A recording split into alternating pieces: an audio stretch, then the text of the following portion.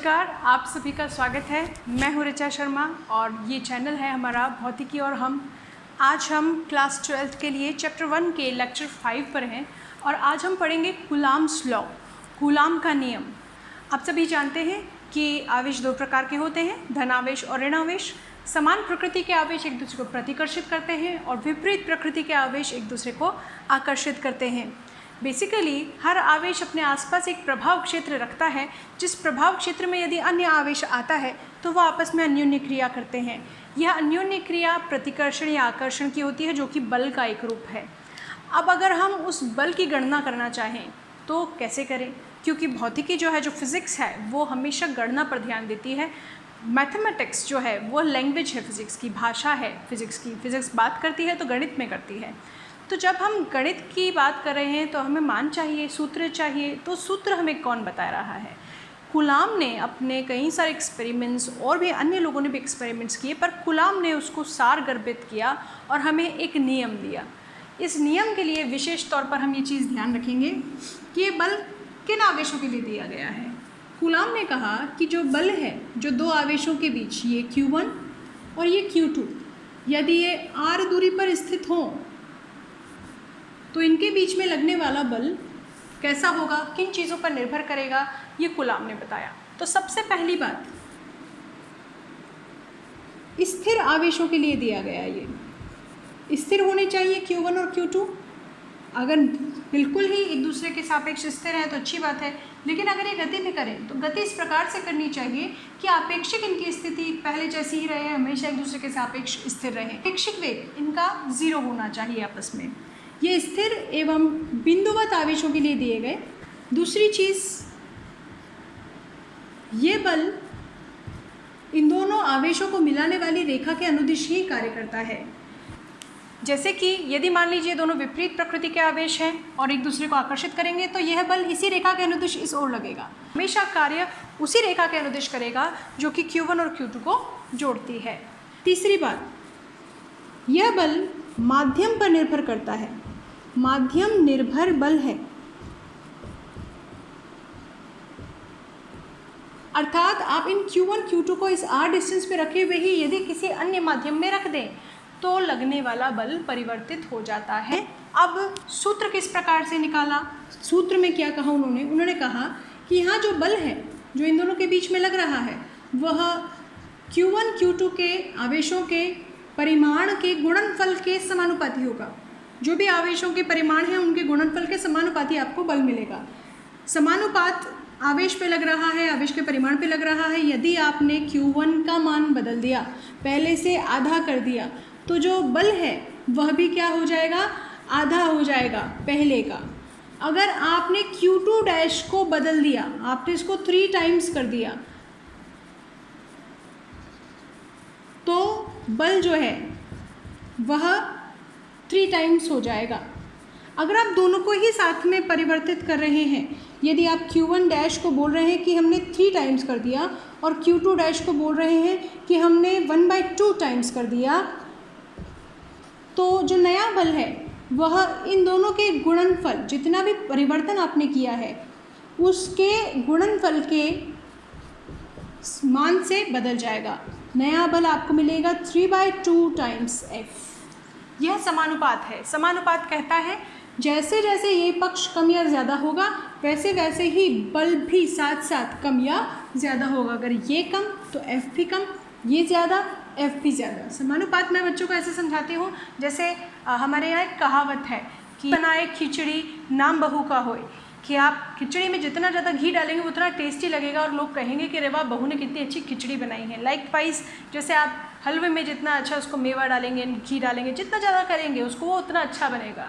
तो जितना प्रोपोर्शनैलिटी, समानुपात का मतलब अब जितना एक चीज़ को बढ़ा रहे दूसरा भी बढ़ रहा है। अगर आप मान लीजिए हलवे में नमक डाल दिया जाए तो क्या होगा, आपने नमक डाला और हलवा हो गया खराब। अब जितना नमक डालेंगे उतना हलवा खराब हो जाएगा। ठीक है, तो ये होता है व्युत्क्रमानुपात। कोई चीज़ बढ़ा रहे हैं तो दूसरी चीज़ कम हो रही है। एक पक्ष के मान आपने बढ़ाए, दूसरे पक्ष के मान कम हो गए। एक पक्ष के मान आपने कम किए, दूसरे पक्ष के मान अपने आप बढ़ गए। यह समानुपात और व्युत्क्रमानुपात है। तो हो गया आवेशों पर निर्भरता।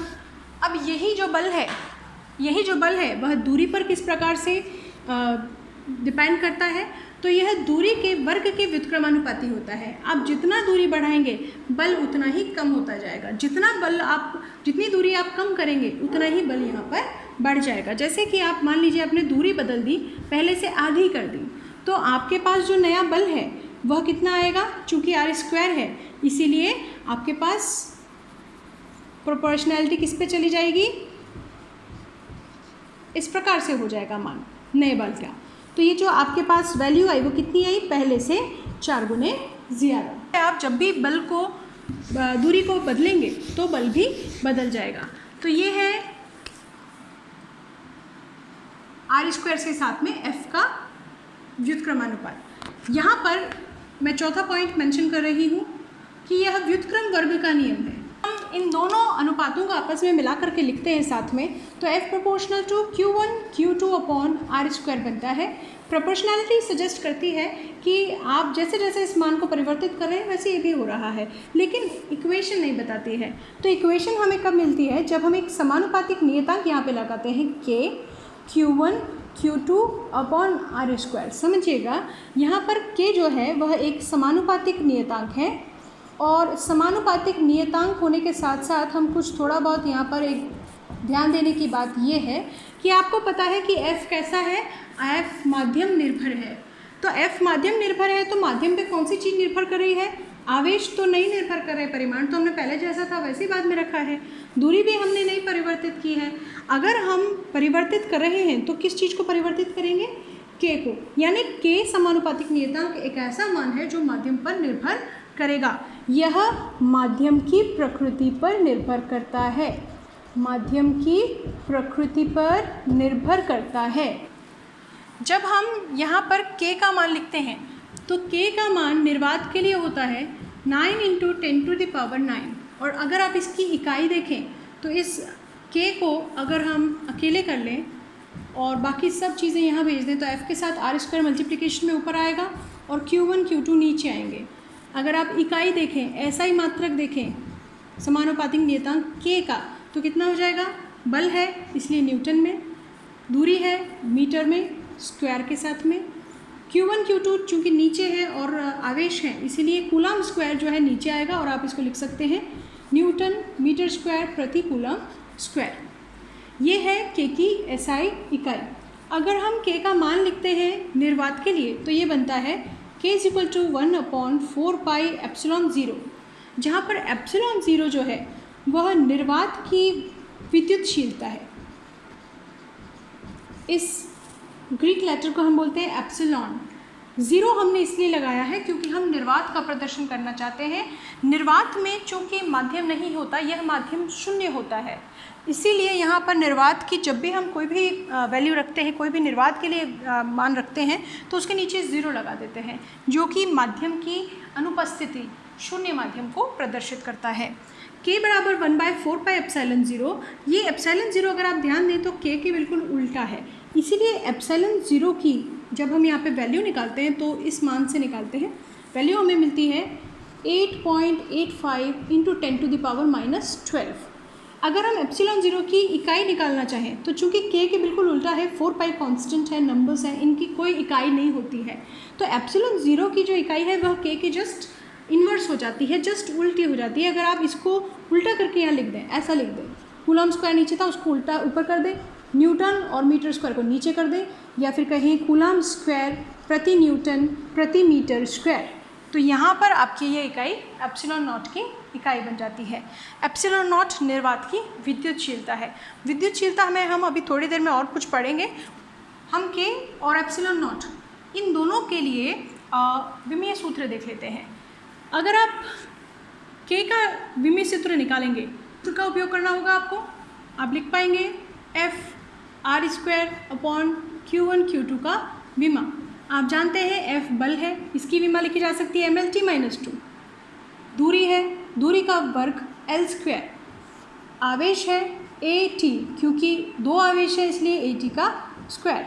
अगर आप इन सबको सॉर्ट आउट करें, m अकेले हैं, m l 1 पावर इधर, 2 इधर, 3 पावर्स, t-2 इधर, t2 इधर से ऊपर जाएंगे माइनस के हो जाएंगे, t-4 और a चूँकि 2 इधर, इसलिए a की पावर -2 हो जाएगी। ये हो गया समानुपातिक नियतांक k का विमीय सूत्र। और अगर हम एप्सिलॉन नॉट की विमीय सूत्र निकालें तो चूँकि इकाई भी जस्ट उल्टी थी, विमीय सूत्र भी जस्ट उल्टा हो जाएगा। m-1 l-3 t+4 a+2। ये यहाँ पर विमीय सूत्र की गणना हमने कर ली है। एक कूलाम आवेश कितना होगा? तो देखिए, हम जानते हैं F का मान k q1 q2/r²। यदि हम q1 और q2 दोनों को ही इकाई कूलम के बराबर ले लें और इन दोनों को 1 मीटर दूरी पर अवस्थित कर दें, तो जो बल होगा वह कितना होगा?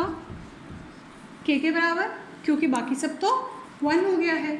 तो बल कितना हो जाएगा निर्वात में? 9 × 10⁹ न्यूटन मान आपको मिलेगा। तो परिभाषा कैसे कहेंगे?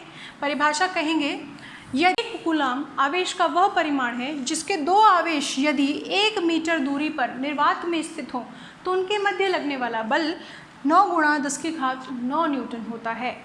इस प्रकार से एक कूलाम आवेश की परिभाषा बनती है।